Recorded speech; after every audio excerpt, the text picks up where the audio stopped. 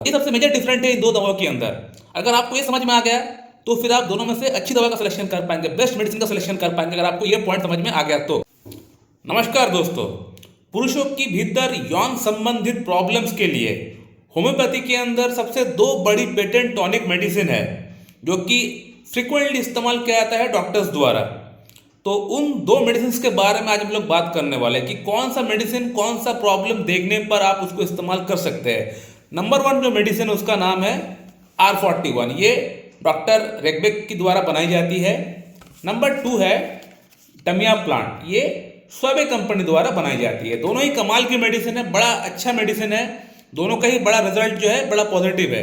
लेकिन दोनों कंपनी जो है अलग अलग कंपनी की है, लेकिन काम जो करती है ऑलमोस्ट सेम करती है, सेक्सुअल कंप्लेंट्स के अंदर ही काम करती है। लेकिन आपको पता होना चाहिए कि आपका प्रॉब्लम के लिए कौन सी मेडिसिन अच्छी है, कौन सी मेडिसिन बेस्ट है।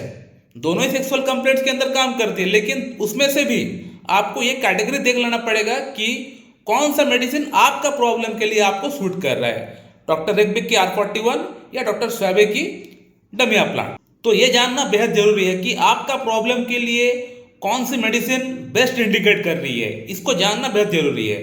इसको जानेंगे तभी जाके आपका प्रॉब्लम के अंदर आप बेस्ट मेडिसिन का सिलेक्शन कर पाएंगे और वो मेडिसिन अच्छा काम भी करेगी। तो सबसे पहले बात कर लेते हैं इंग्रेडिएंट्स के बारे में कि दोनों मेडिसिन के अंदर कौन कौन सी मेडिसिन डली हुई है।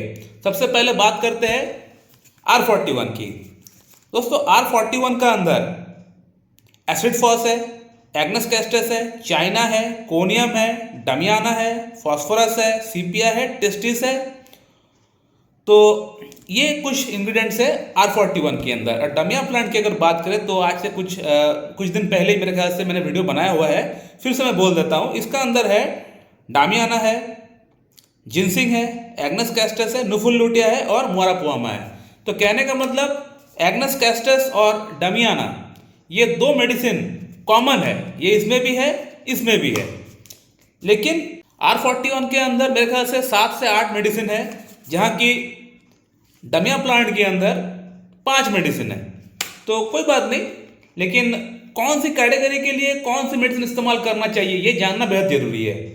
सबसे पहले बात करते हैं कि अगर आपका एज, मान लेते हैं आपका एज 15 से 35 ईयर्स का भीतर है, तो अगर आपको यौन समस्या हो, अगर आपको सेक्सुअल प्रॉब्लम हो, अगर आपको इरेक्टाइल डिस्फंक्शन की प्रॉब्लम हो, अगर आपको टाइमिंग की प्रॉब्लम है, अगर आपके अंदर लो लिबिडो की प्रॉब्लम है और शारीरिक तौर पे आप बिल्कुल फिट है, यानी आपको ब्लड शुगर नहीं है, ब्लड प्रेशर नहीं है, थायराइड नहीं है, कोलेस्ट्रॉल नहीं है, गैस की प्रॉब्लम नहीं है, कहने का मतलब आप बिल्कुल फिट है, लेकिन सिर्फ आपको यौन समस्या हो रहा है, आपको सेक्सुअल प्रॉब्लम हो रहा है, तो इस केस के अंदर आप डमिया प्लांट इस्तेमाल करेंगे, R41 को नहीं। डमिया प्लांट से ही आपका प्रॉब्लम ठीक हो जाएगा। और अब बात करते हैं R41 को कब इस्तेमाल करना चाहिए। दोस्तों अगर आपका एज 35 से ऊपर है, यानी 35-40 से ऊपर अगर आपका एज है, ऊपर कुछ भी हो सकता है, 60 ईयर्स भी हो सकता है, 70 भी हो सकता है, 75 भी हो सकता है, तो फिर अगर आपको यौन समस्या अगर हो रहा है और आपका एज 35 से ऊपर है और आपको शारीरिक प्रॉब्लम हो चाहे ना हो, तो आप ये मेडिसिन आप इस्तेमाल कर सकते हैं अपनी यौन समस्या को ठीक करने के लिए। R41 को आप इस्तेमाल कर सकते हैं। कहने का मतलब अगर आपका एज ग्रुप 15 से 35 वर्ष का भीतर है और आपको कोई शारीरिक समस्या नहीं है, आप बिल्कुल फिट है, हेल्दी है, आप अच्छा एथलीट है और आपको यौन समस्या हो रहा है, तो उस केस में आप डमिया प्लांट को आप इस्तेमाल करिएगा, R41 को नहीं। और अगर आपका एज ग्रुप 35 से ऊपर है, 35 से 75 ईयर्स या फिर उससे भी ज़्यादा अगर आपका एज है और आपको यौन समस्या है, चाहे शारीरिक समस्या कुछ हो या ना हो, आप R41 इस्तेमाल करिए। R41 से आपको फायदा होगा। ये सबसे मेजर डिफरेंट है इन दो दवाओं के अंदर। अगर आपको ये समझ में आ गया तो फिर आप दोनों में से अच्छी दवा का सिलेक्शन कर पाएंगे, बेस्ट मेडिसिन का सिलेक्शन कर पाएंगे, अगर आपको ये पॉइंट समझ में आ गया तो चलिए फिर से मैं आप लोगों के लिए एक बार रिपीट कर देता हूँ। अगर आपका एज ग्रुप 15 से 35 ईयर्स का भीतर है, आपको सिर्फ यौन समस्या है, उसको छोड़ के आपको शारीरिक तौर पे और कोई समस्या नहीं है, बिल्कुल आप फिजिकली फिट है, फाइन है, अच्छा एथलीट है, आपको blood sugar, blood pressure, thyroid, cholesterol की कोई प्रॉब्लम नहीं है, सिर्फ यौन समस्या अगर आपको हो रहा है, तो फिर आप ये मेडिसिन आप इस्तेमाल करिए, डमिया प्लांट। इससे आपको पूरा लाभ मिल जाएगा, आपका प्रॉब्लम ठीक हो जाएगा। लेकिन सपोज मान लेते हैं आपका एज 15 से 35 ईयर्स का भीतर ही है और आपको ब्लड शुगर है या ब्लड प्रेशर है या फिर कोई और शारीरिक समस्या है और उसी के साथ साथ आपको यौन समस्या है, तो उस केस में आपको इस्तेमाल ये नहीं करना है, आपको फिर ये इस्तेमाल करना पड़ेगा, R41 आपको इस्तेमाल करना पड़ेगा। ये आपके लिए आइडल मेडिसिन फिर तय हो जाएगी। तो इस तरह से आप इन दो मेडिसिन को आप डिफ्रेंशिएट कर सकते हैं।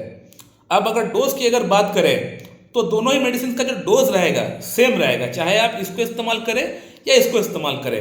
लेकिन अगर आपका प्रॉब्लम सीवियर है तो फिर आपको दिन में 4 से 5 टाइम आपको इस्तेमाल करना पड़ेगा, और अगर आपका प्रॉब्लम लो टू मॉडरेट है तो दिन में आप 2 टाइम इस्तेमाल करें।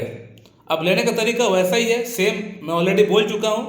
10 बूंद आपको लेना है हाफ कप पानी के साथ मिला के। अगर आप दिन में 4 टाइम ले रहे हैं तो सुबह, दोपहर, शाम, रात लीजिए, 10 बूंद करके लीजिए, हाफ कप पानी के साथ मिला के आपको लेना पड़ेगा। लेकिन यहाँ पे मैं आप लोगों को एक बात और ये बोलना चाहूँगा कि अगर आपका अंदर कोई बड़ी कैटेगरी की प्रॉब्लम है, जैसे कि मान लेते हैं अगर आपका अंदर वीनस लीकेज की प्रॉब्लम है, आर्टोजेनिक इरेक्टाइल डिस्फंक्शन की प्रॉब्लम है, न्यूरोजेनिक इरेक्टाइल डिस्फंक्शन की प्रॉब्लम है, वेरिकोसिल की प्रॉब्लम है, उसके कारण से अगर आपका अंदर ईडी की प्रॉब्लम हो रहा है, तो आप इन दवाओं का ऊपर बेस करके आप मत बैठे रहिएगा। आपको किसी एक अच्छी क्लासिकल होम्योपैथ के पास से जाके कॉन्स्टिट्यूशनल ट्रीटमेंट की भी दरकार पड़ेगी, क्योंकि ये एक जनरल मेडिसिन है और जनरल मेडिसिन से सभी तरह की प्रॉब्लम्स ठीक हो जाएगा, ऐसा नहीं हो सकता है।